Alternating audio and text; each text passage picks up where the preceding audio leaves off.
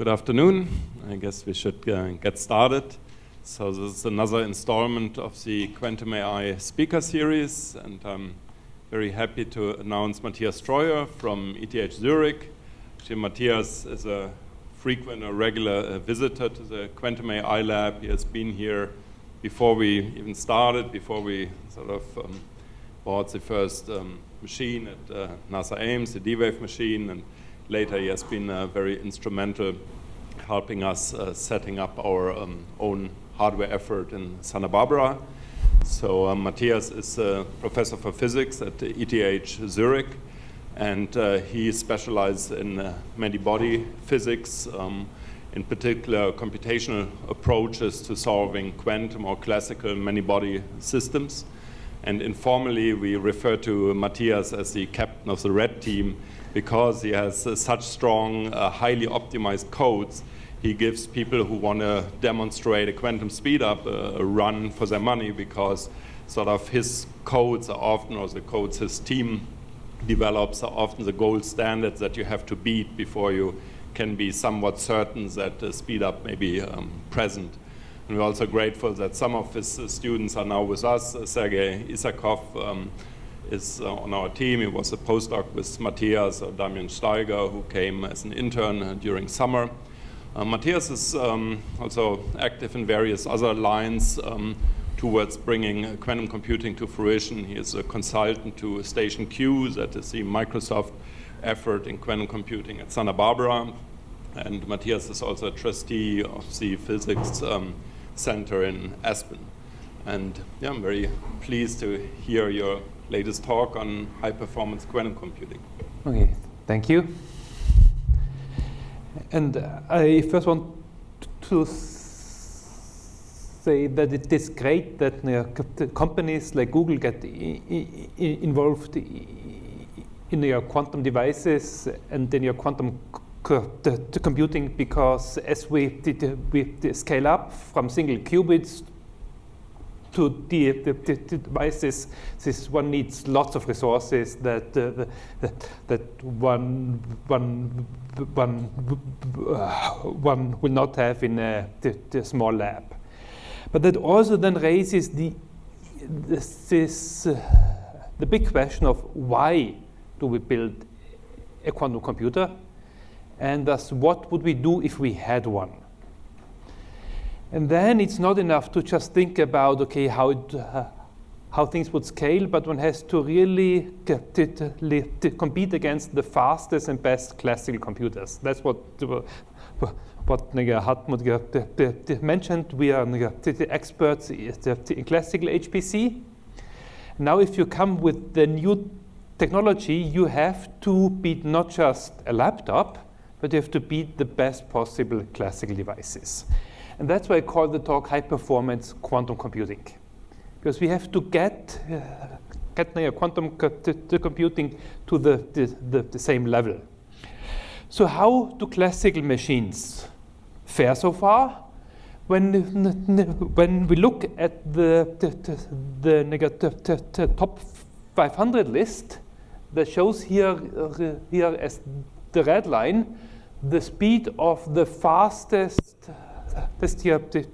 machine in the world, and through the last 20 years, the increase has been nicely linear, exponential, and there seems to be no end in sight for Moore's law. But when you look closer, then you see that when you look at the number 500 machine, there seems to already level off slightly, and there are some problems. And at some point Moore's law will end, and things will slow down. And we need something to bring us beyond Moore's law. And that could be quantum devices. We already have quantum random number generators that promise near perfect randomness. We have quantum encryption systems that promise secure communication. We have quantum simulators to solve quantum models. We have quantum optimizers like the D-Wave device. And in the future, we might have quantum the computer. They don't know much yet how it will look like, but I'm sure it will run some version of Windows Q. But that's just because they pay me. Now, there was a conference the last summer when Paul Messina asked the questions, which technologies could enable beyond the exa-scale computing. And in that conference, friends, what he meant is not just something that is more than 10 to the 21 operations per second, but something that is truly revolutionary beyond it, that does things that you simply can never do classically. And if that's the goal, if that's where we compete with quantum devices, then we should not compare a quantum computer against a single core on a laptop, but we should compare it against the best possible classical special purpose device I might build for the same problem in 10 years or 20 years. Because that's what we are up against. So let's look at what we have here. The quantum random number generators are useful. They don't compute. Quantum encryption neither. What about quantum simulators? These are problems these are machines to build a quantum model and to solve it, and they pass the big test 4 years back, which science called one of the breakthroughs of the year back then. So let me show you what it was, and then ask whether that will help us go beyond the exa-scale. The problem is we want to solve a material problem, like we want to understand the high temperature superconductor. The superconductivity has been found 100 years back. It allows currents to flow without any loss, but it works only at very low temperatures, about 10 Kelvin at first, 20 to 30 Kelvin, and then in 1986 there was the big breakthrough, and the temperatures jumped up to 40, 70, 100, 140 Kelvin. So to half of room temperature, and people hope that it will soon reach the room temperature, and we have the room temperature superconductors, levitating trains, and many magic things. That didn't happen. Things are stuck here.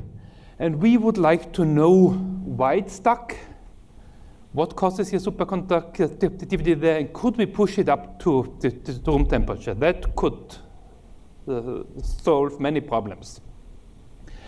But we don't have any classical methods of solving it. Well enough to predict the properties of these materials. And so one would like to maybe solve that on the quantum device. But solving the full problem is hard, so let's make it easier. We start from the material, we simplify it to the crystal structure, we find that it is 2D planes that are important, and we simplify them to the simplest possible model. That's a simple toy model, but if we don't understand that toy model, we can't hope to understand the full one. And that's a very simple model with electrons on the square lattice. They move around, And the whole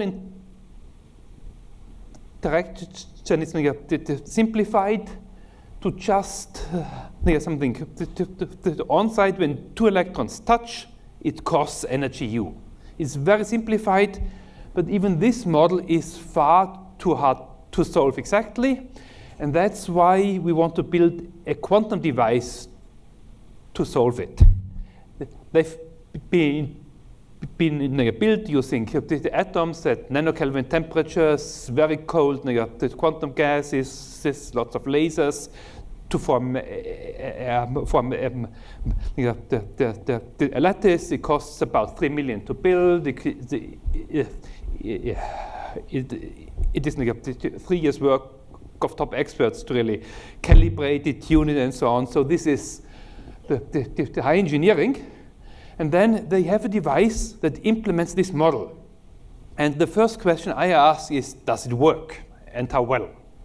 So before I trust this thing here to solve my model, I first want to test it on a model that I can solve. And that's what we did with the bosonic version of this the Hubbard model. We have the lattice, we have the atoms in it, but we simulate it. We simulate the full setup and measure here the so-called momentum distribution function. Here it's colder, then here it's warmer. This is the simulation. This is the experiment, and the agreement is perfect. These things work. They've really built a quantum simulator for this model and found the phase transition point and so on, and they work. Now one can do many, many things. One can do hard problems with fermions, one can do dynamics, and so on. There are lots of things that one can do that are hard classically. But can this device really be used to find us a room temperature superconductor? There are challenges here. The first challenge is we have this gas, and that's at nanokelvin temperatures, but the scales are low. And the problem is you have to cool it first. Where are we? We're at about the temperature of 1/10 of the Fermi energy in the system. This is not enough to see magnetism, and this is about a factor of 50 or 100 higher than what is needed to see superconductivity. It's a huge challenge to cool that factor 100 lower. It's a big challenge to calibrate it better. It's a big challenge to measure things one wants to measure. It's a big challenge to do more than the simple model. And why is that? Because this is a device that is analog. I simply built this with quantum Legos, but it's very hard to really control and scale the log device. So what we would ideally want to have, we want to have a quantum computer to solve it. So the question then is, what about quantum computers? And could we solve this problem on a quantum computer? Or let's ask the main question, what would we do with a quantum computer? So what are not just math problems, but what are really important application problems that I can solve on a quantum computer, but that we cannot yet solve on the best classical hardware that you could imagine having in 10 years. So what is the big killer app for a quantum computer? When I ask my colleagues, they tell me there's Grover search. That's the problem where if I'm given a database that is not sorted and I want to find an element, classically you have to go through the whole database that takes n steps. Quantum mechanically, I can do it in square root of n steps. There's a beautiful speed up that can be proven. But you need to ask the database through Oracle, and that you have to implement. And that's where the problem is. If this is a real database with real data in it, then I cannot implement a call to that with less hardware than the number of data points in the database. I have to at least read it in once. By reading the data in once, I can already find the element. So when I want to really implement this for real data, then it will not work. If I have the order n hardware, then I can find something in log n time classically. So global search is not useful for looking in real data. It's useful in a database that can be calculated efficiently on the fly in time faster than the square root n. And the challenge here that nobody could answer me yet is, what is the application problem where that would help us? If you have ideas, I'd like to hear them. So one thing is gone, that's beautiful, but what is the real world application? Let's look at factoring. We have a huge integer here that we want to break into the prime factors.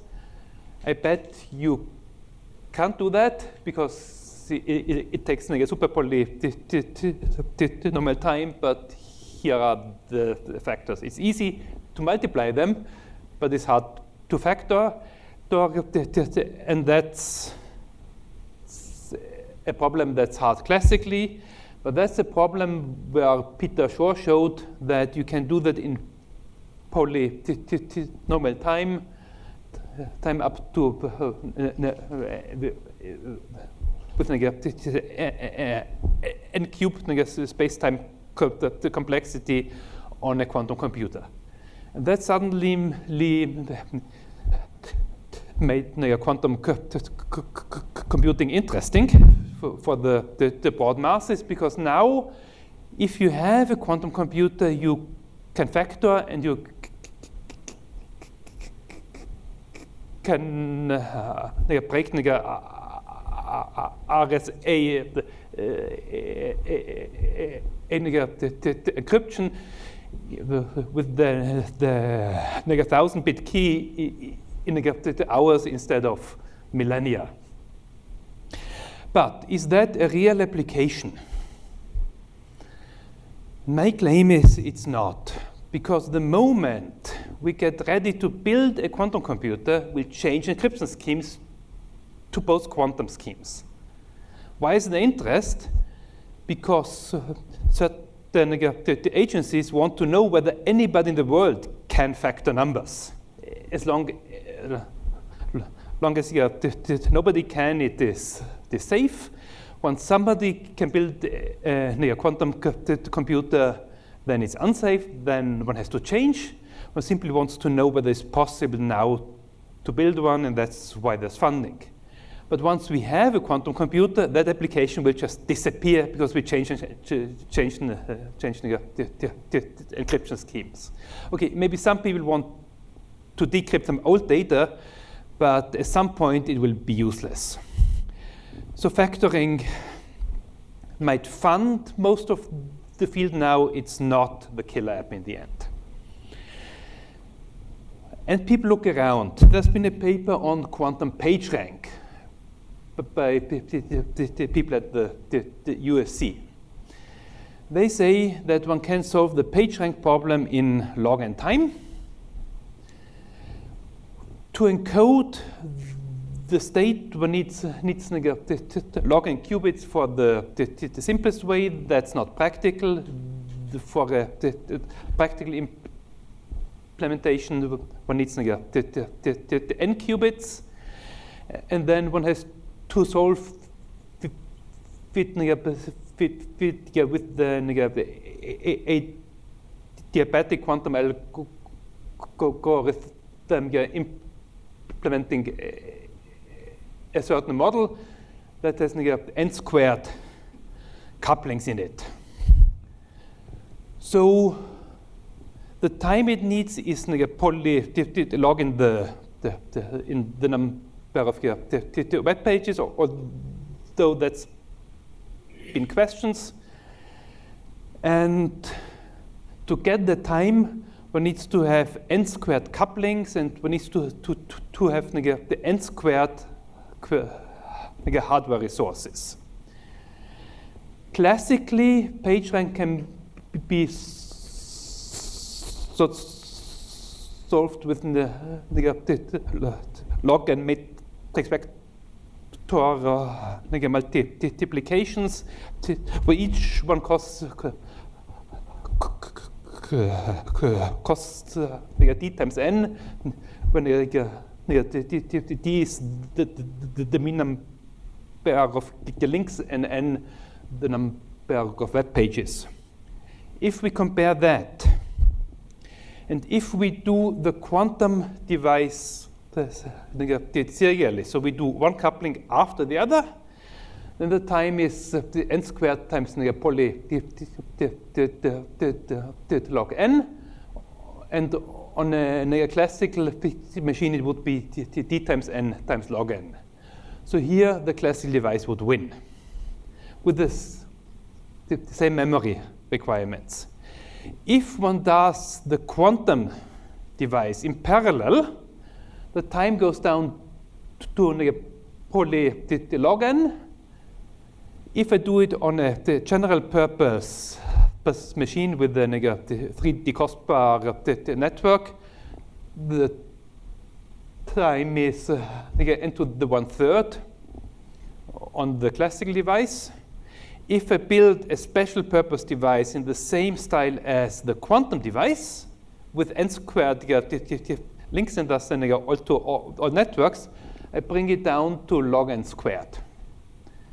So in the end, if I compare not the quantum computer against a single classical core, but the quantum computer against a classical device with the same hardware scaling, there's no advantage.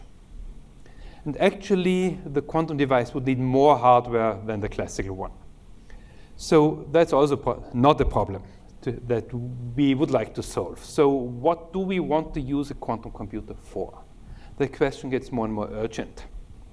We can use it to solve a linear system of equations in logarithmic time. There's an algorithm for that by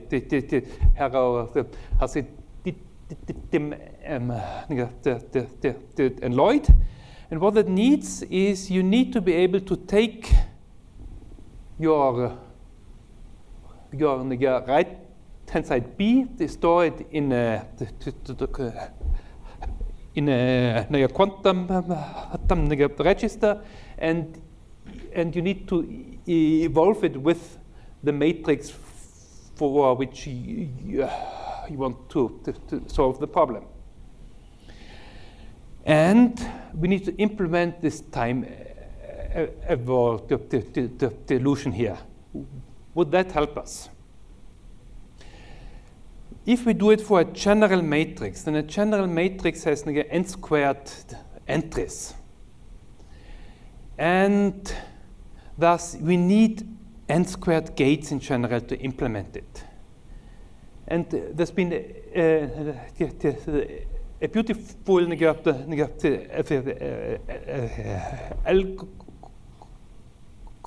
here that shows how it can be done. But in the simple way they proposed it, one needs all the n-squared gates and qubits to implement it, and needs all the n-cubed pre-processing.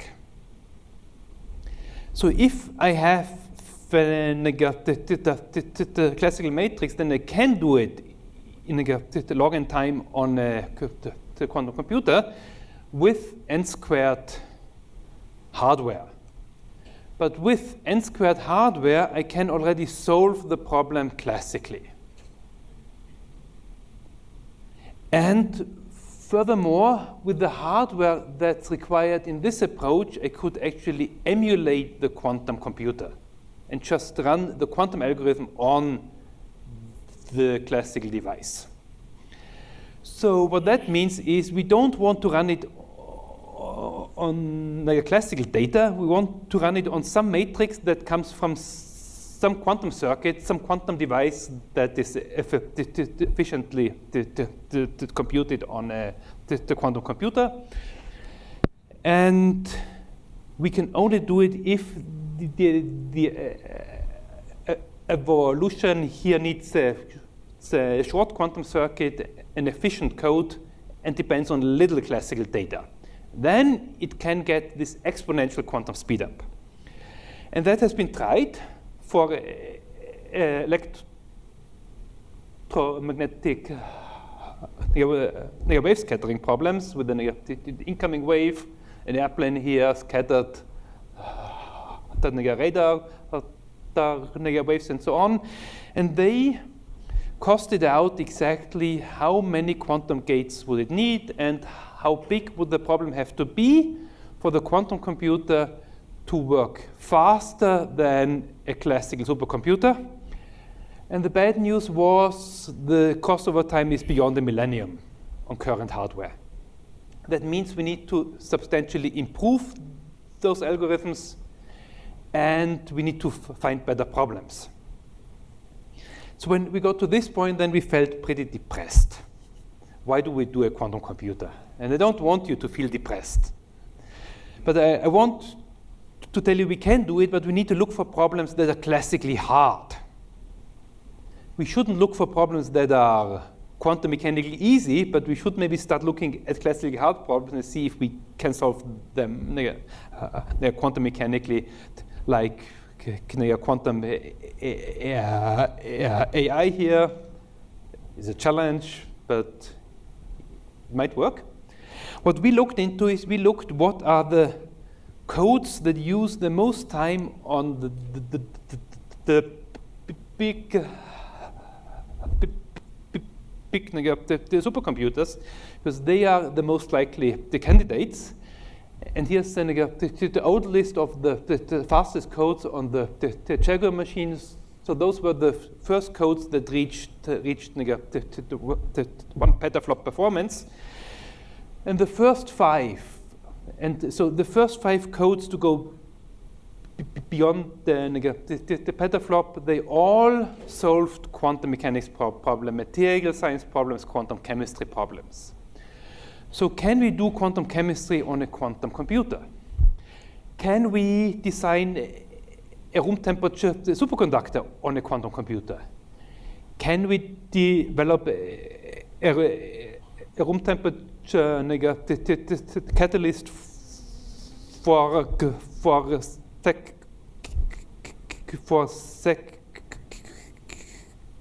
sequestration of the carbon and solve the global warming problem? Can we develop a better catalyst for nitrogen fixation and get cheap fertilizer?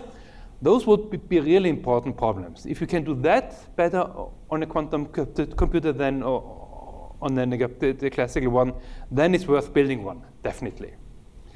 But these are all problems that are for which we don't have good enough classical codes yet to solve it well enough to be useful. Is exponentially hard classically, but is polynomial complexity on a quantum computer.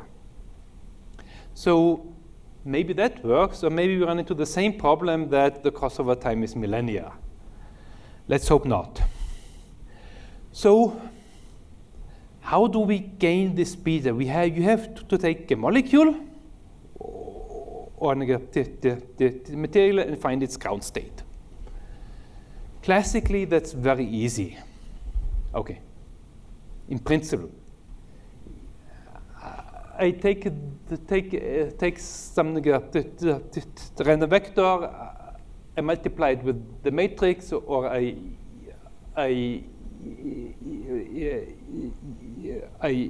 evolve it in imaginary time, and I project out the ground state. On a quantum computer, I cannot do that because a quantum computer has speedup, but only for unitary operations. So I cannot just multiply with the matrix and do the power method or an iterative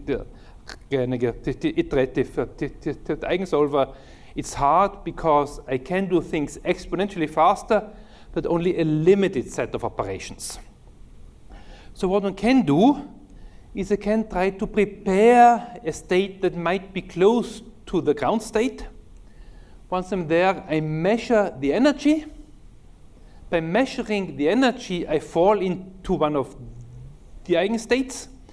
If I measure the lowest one, then I'm in the ground state, and then I have it prepared. The probability depends on the overlap of the trial state with the ground state. So how do I measure the energy? You can't just go there and add an energy meter. But what I can do is I can evolve the quantum system under the Hamiltonian for some time t, and then it picks up a phase depending on the energy. And that phase I can try to measure with something called quantum phase estimation. What I do here is I interfere the system with and without that phase, and that way I measure the phase. So I take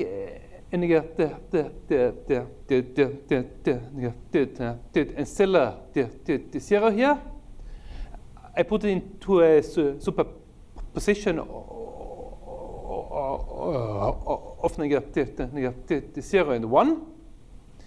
If it is 0, I don't do anything. When it's 1, I evolve it with the Hamiltonian. So it picks up the phase phi when the ancilla is 1. Then I change my basis and measure. And if I measure 0, then the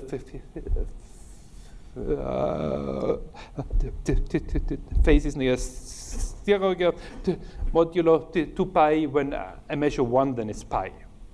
And that way I picked out one bit of the phase and thus of the energy. When I repeat it with many different times, then I get the total energy out. So how do I use that to solve a quantum chemistry problem?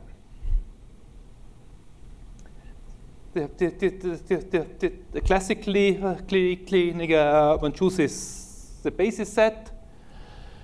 One runs the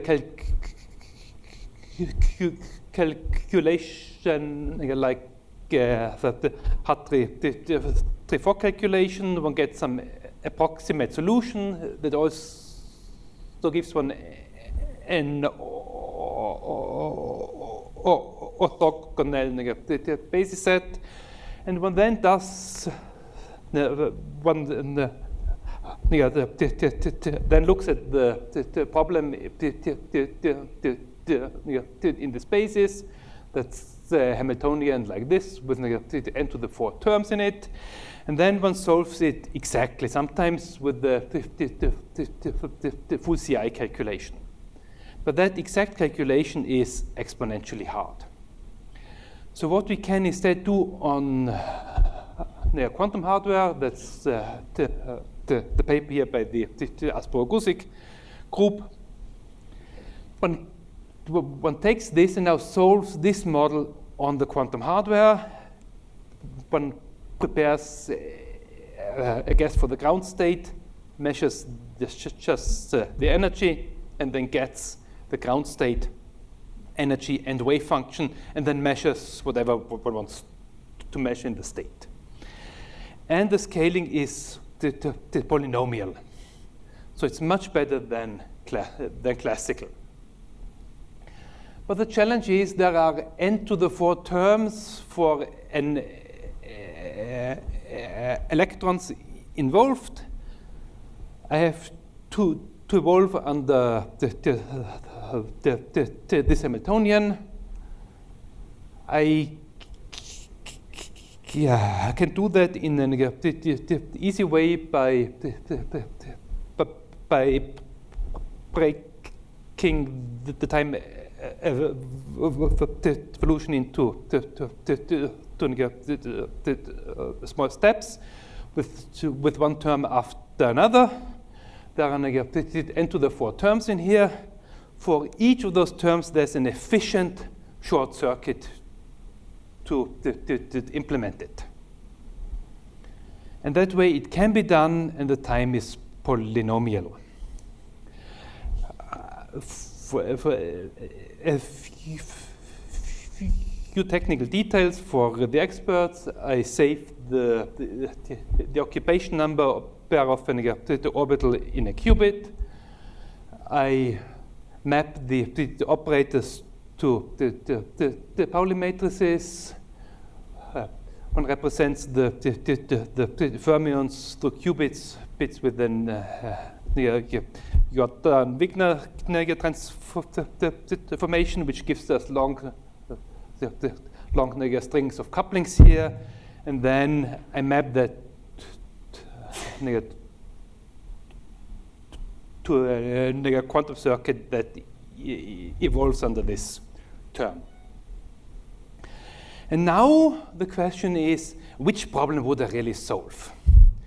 So can I solve a non-trivial small problem, something that I can't solve classically, and I can solve problems up to about 50 spin orbitals or 70 classically well enough. It gets challenging at about 100, and interesting problems that I mentioned before started about 200 to 400. There are some catalysts, while the superconductors I need at least near 10,000.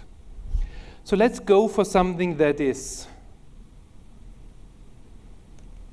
just a little bit beyond what we can do classically, and let's calculate it to the energy that is a bit less accurate than what my chemistry colleagues want to have. And let's see how long that would take. For the question how long it would take, I'm assuming a realistic thing, something that runs with the 10 nanosecond gate time. That's realistic in the sense that we have ideas how we might be able to build it in 20 years. It's not something we have. Well, what we build might run much, much, much slower. But if we then plug in how much time, how long this calculation that is just marginally intractable classically would take, the first estimates turned out to be 30 years. For the real problems that were really interested, it was, again, millennia. For the Cooper high-temperature superconductor, it was more than the age of the universe. At that point, one asks, is that really going to work, or do we have the same problem again as before? But because we got desperate, and we thought, okay, we have to improve it. And the first statement was that we said, okay, we simply have to bring it down, because 30 years now doesn't sound as bad as 3 millennia. And over the last year, we brought it down. By the first tricks were simple software optimization tricks. Take the code, rewrite it, cancel out terms, make it parallel, and so on, but to optimize it. And that brought us a factor 100 times n squared. Then we found that that when you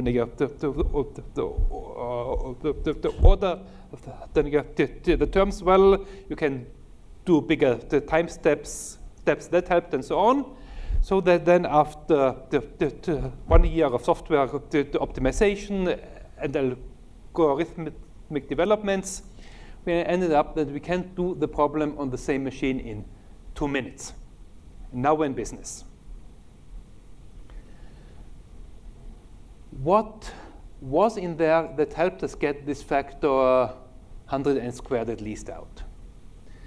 One thing was that there were long strings of Z0 gates that if you order the terms correctly, they just cancel out and we gain a factor n. And another step was there are many terms in there that you cannot apply at the same time until you order them smartly. When you have an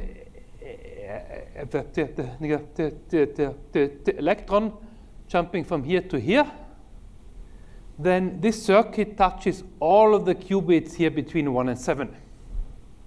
I cannot at the same time do a circuit for here that touches qubits 2 to 4. But if one thinks more closely, then this circuit that goes from here to here depends on the qubits in between in the special way, just through the parity of the states that is unchanged, that by changing the circuits, one can do those terms in parallel. And so by rewriting the circuits, by optimizing quantum codes, by optimizing codes for a machine that we might only have in 20 years, we got the scaling down, we got the runtimes down, that now it seems that those problems will be realistic. And we can use that, for example, to solve the problem of the nitrogen fixation. That is, I want to find a catalyst that can convert the nitrogen from the air into the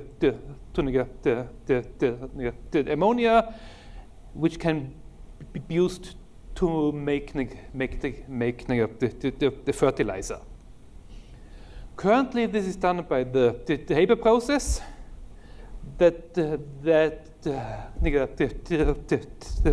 requires methane from natural gas and requires, of course, lots of energy, high pressure and temperatures.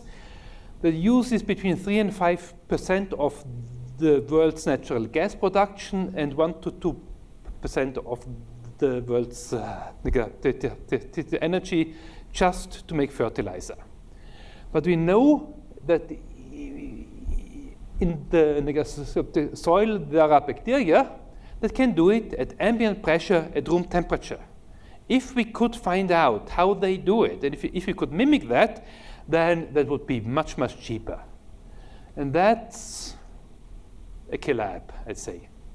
What it would need, we estimate, is between 200 and 400 qubits. And a big array of many quantum computers still, because one has to explore various parameters and steps in the reactions, configurations, candidate materials. But that's something where a quantum computer would definitely help. So we have at least one killer app. Quantum chemistry, I think, is one for certain problems. Next one, the room temperature superconductor.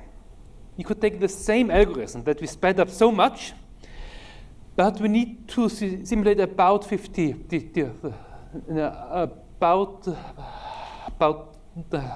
20 times 20 unit cells of the material, with each about 50 electrons. That's about 80,000 electrons. If we plug in the scaling we have, then we find that the estimate, even using our fast algorithm, is comparable to the age of the universe.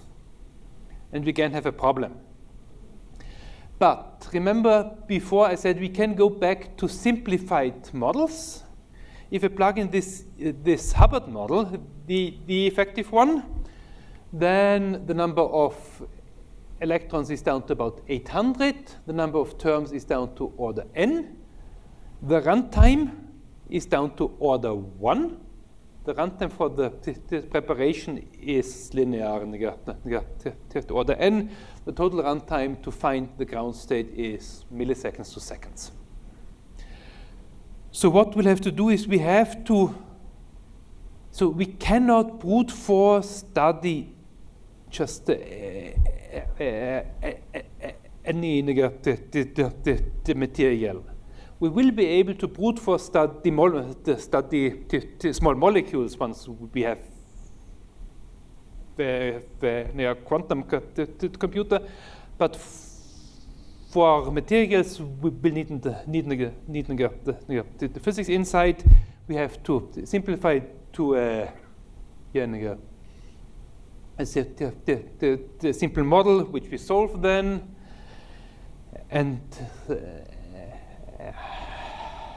as I said, they will be easy. They will run in seconds. There's still many open questions here. How do we prepare the ground states well? How do we measure things well? Because I said it takes us only a second to prepare the state. But if you then have to measure 1 billion times, then it still takes 1 billion seconds.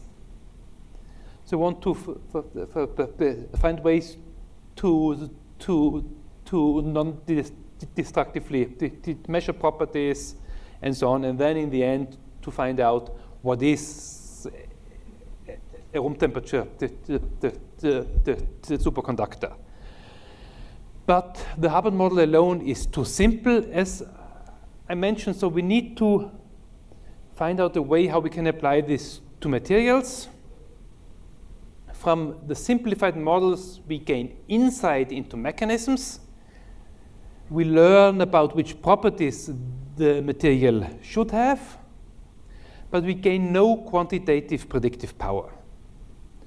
What we thus have to do is, because we cannot do the full material, we have to choose the hybrid scheme.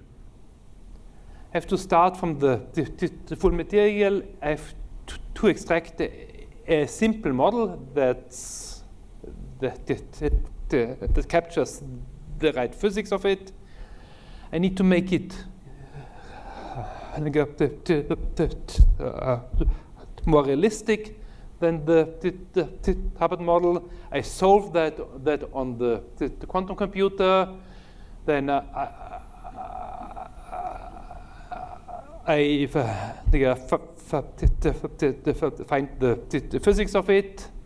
I might learn it's different than what I thought. I need a better model, go back, iterate, and so on. But with a hybrid quantum classical approach plus insight, we will be able to solve it. So I think that's one of the big applications of the quantum computer. And in the last 5 minutes or so, if I have some time, 5 minutes, when should I stop? You have 5 more minutes. 5 more minutes, yes. I want to mention some work we recently did on the topic of quantum annealing. I think the method here should be well known here. I don't have to introduce it really, or should I mention something? Keep it very short. Okay, short. So we want to solve negative NP-hard problem like negative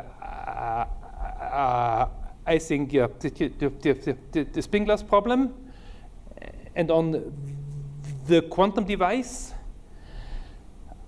I do that by encoding the problem in the spin glass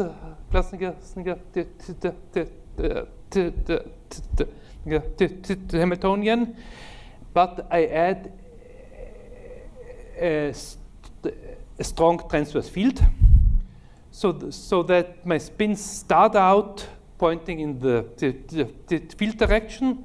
Then I slowly switch the field off. I slowly switch on the couplings for my problem. And then if I do that in a quantum annealer that is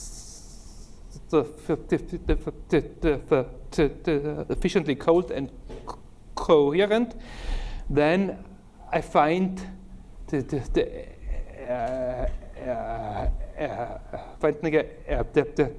the end the ground state or the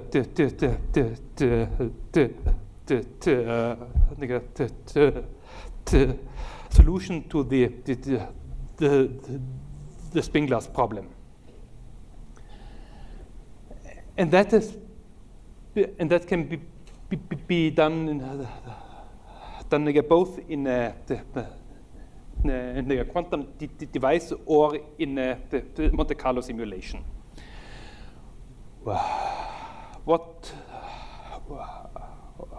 What we learned from the devices by D-Wave here, both at the USC and here at Google and NASA, is that those machines have entanglement. There is collective here, the tunneling, and their performance is consistent with that of the quantum annealer. So they really look like the quantum annealers. But it has also been found that in many problems, there's a simple classical model that mimics it. And so far, we have not seen quantum speedup yet. And that is surprising, because the hope was from the old papers by Santor and others, that the quantum annealer should easily outperform a classical annealer. And they showed that by looking at a quantum annealer run in a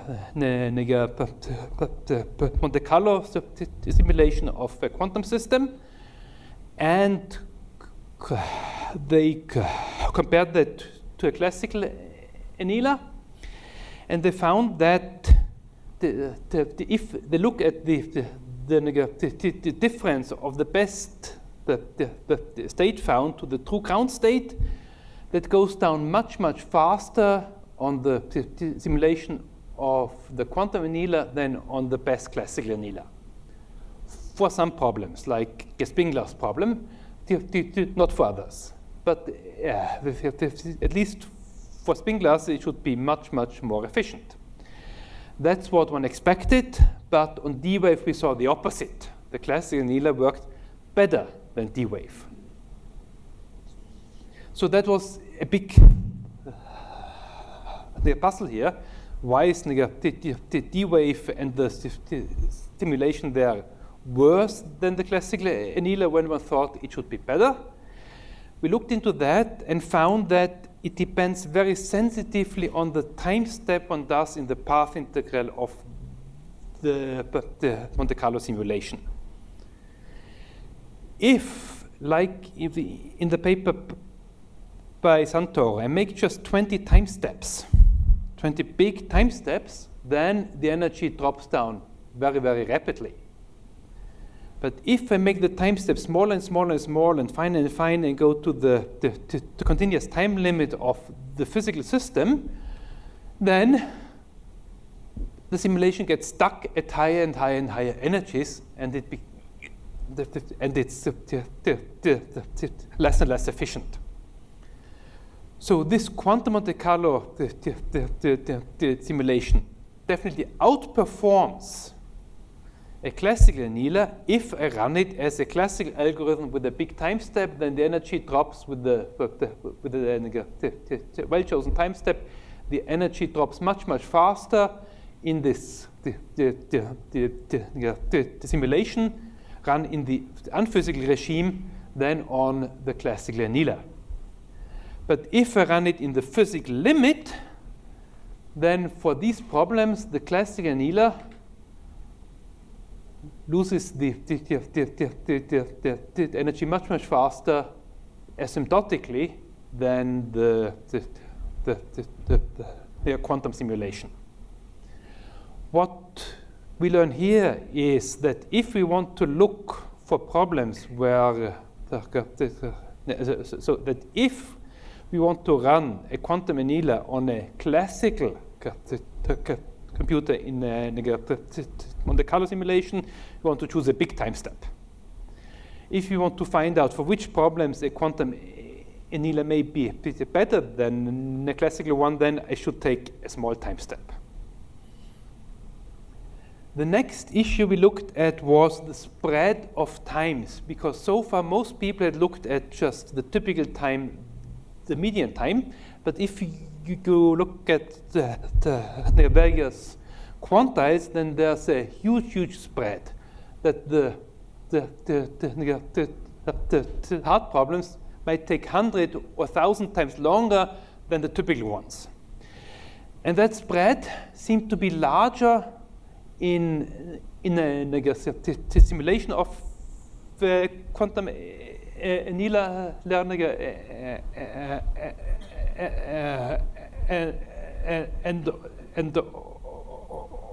on the D-wave than in the classical annealer. And we found very, very fat tails that were much, much fatter, so you went to much, much longer times on the simulation of the quantum annealer than on the classical one. And that is disappointing for quantum annealing. But fortunately, we found that there's a surprising but easy way to fix that problem. And that way is to just run this quantum annealer much, much faster than we thought it should be run. If you run it very, very slowly, then you would think that by running it slowly, adiabatically slowly, you find the best perfect state. But it turns out, when you run it faster, then these tails get much, much narrower. When you run it very, very slowly, then you might consistently always get stuck for the hard problems in the wrong state.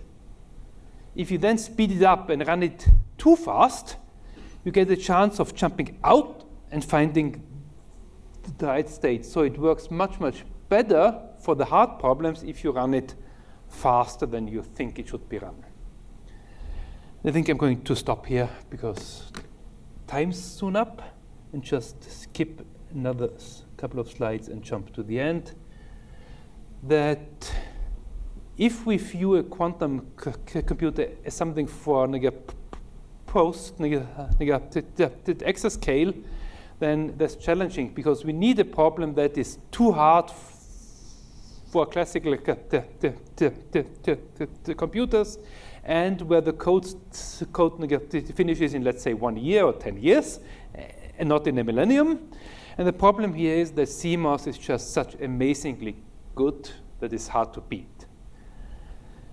But while the factoring is not the killer app, quantum chemistry definitely should be.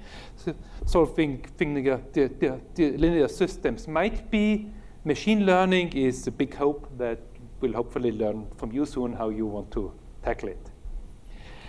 But the main thing is that it is time now to look at quantum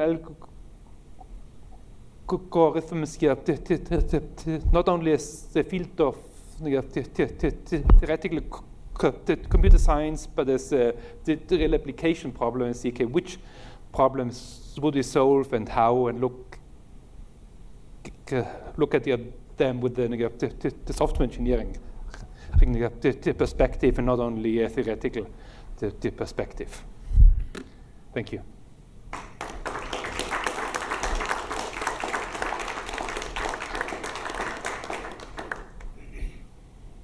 Thank you, Matthias. Hello. The microphone is not on, but the room is small enough to. Okay. Oh, thanks. To check whether there are a few questions for Matthias. Yes, maybe you could come up to the microphone. So, with your simulations there at the end, with the small time step, the energy fell quicker in the beginning, and then it seemed to get stuck in a state. Is Yes. it possible to, is it actually stuck in a state, or could you maybe then increase the time step to have a simulation that has a variable time step that would then, optimally find the state faster? You think we should first go down quickly with the small time step, then increase the time step to get kicked out?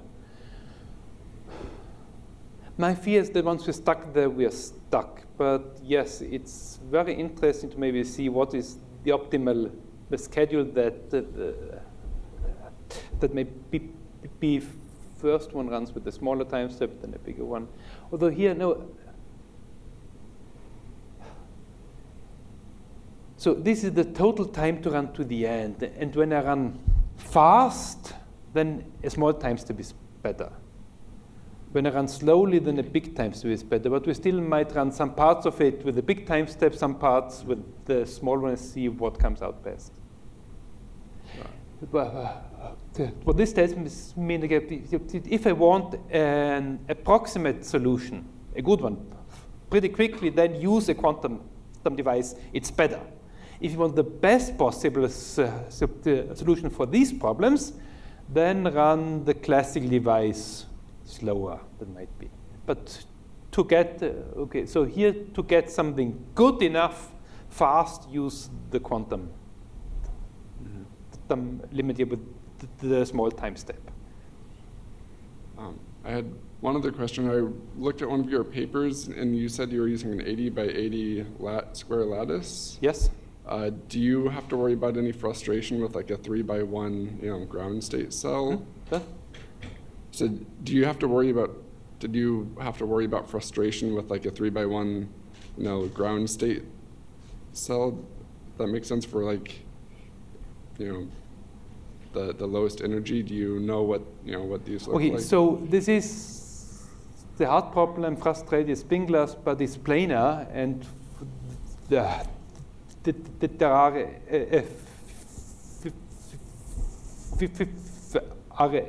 efficient classical algorithms to find the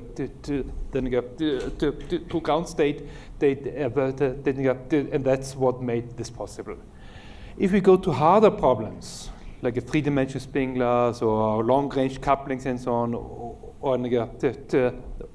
a hard the K-set problem, that's where the quantum speed that might be there rather, but that's hard to check because we don't know the ground state for the big problems. So the fact that here the classical annealer is better than the stimulated the quantum one might also be because that's a problem that is still pretty easy classically. Yeah. For a harder problem, sometimes it works worse, sometimes it works better, and what we need to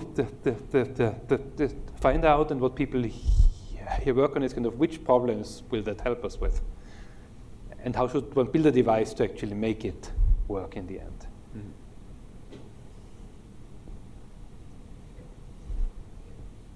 Thank you. Any further questions? I try to provoke you. Actually, I had one was on the location of the knee, Yes. where it becomes more horizontal. Do you guys have a good understanding where the position lies as a function of the step size? Where the position lies as a function of the step size. The knee where it bends. essentially you showed the envelope, but do you have any Yes. good understanding of that law? No, we So don't. this is where your particles start seeing the other well, right? No, so this is where they are stuck in the well and they don't get out anymore. Yeah, but if you have too many of those particles, then it's very difficult to produce an instanton. But if you have few of them, some of them can quickly run in there and pull others. That's, I think, the origin of what you see. What I see is when I do, okay, so when I run it, this is the number of replicas that I have. Yes. Yes, when I have few replicas, then it's very easy to create an instanton and pull myself out. That's what I meant. Yes, exactly. That's exactly what I meant. There is an optimum somewhere. There's an optimum, yes. So when I have too few, then it's classical. When I Exactly. have too many, then I have too many, and Exactly. I'm held back. Even if few of them jump, Yes. the others will still stay because Yes. there is too many of those. Yes. So I think the optimum is if an instanton is about as long as the spacing between the replicas, when it's a single replica that can tunnel, or a few.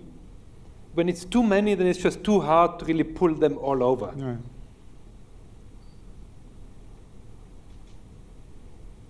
So we qualitatively understand it, but not where exactly this knee here happens. Okay. What's also interesting is that if we run it kind of as a, okay, is that in some cases we actually found that running it longer and slower gives us worse energies. So when I run it with the same parameters, when I run it slower, then sometimes the energy goes up and up and up as I run it slower and slower and slower. That's not possible classically, right? That is possible because I run the annealer slower, and when I run it fast enough, then it does not. Okay, so I have the system evolve slowly, and it's stuck in some local minimum. And when I move it very, very slowly, then I always carefully stay in that local minimum. When I move faster, then I might just jump out of it. So we at first thought that that shouldn't happen here, but this is a classical code, and when I run the annealing faster, it gets better. Is there any possibility of combining? Would you mind using the microphone, because otherwise on the video it will not play properly. So first of all, I'm not sure if this question even makes sense, so let me know if it doesn't. But is there any possibility of combining, doing part of the problem on the quantum simulator and part of the problem on a classical, and somehow, for example, you run this quantum for a while, you extract the state, and then you refine it on a classical simulator, something like that? That's possible, and yes. Is it useful? That's possible, and it's useful, yes, because the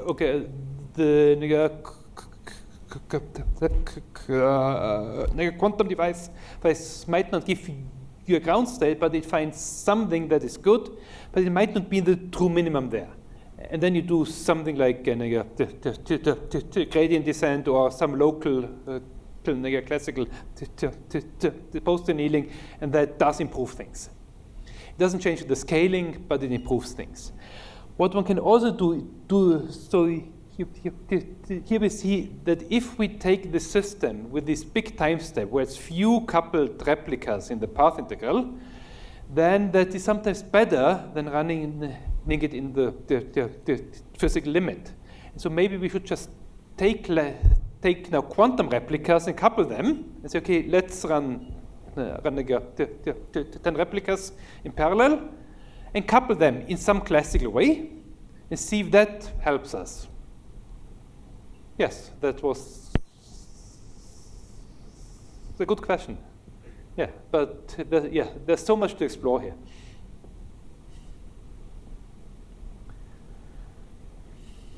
Okay. I'm tempted to conclude it. We are 15 minutes over it, unless somebody has a burning question. But Matthias is still around for the remainder of the day, so please feel free to grab him over a cup of coffee. Thanks one more time, Matthias, for sharing.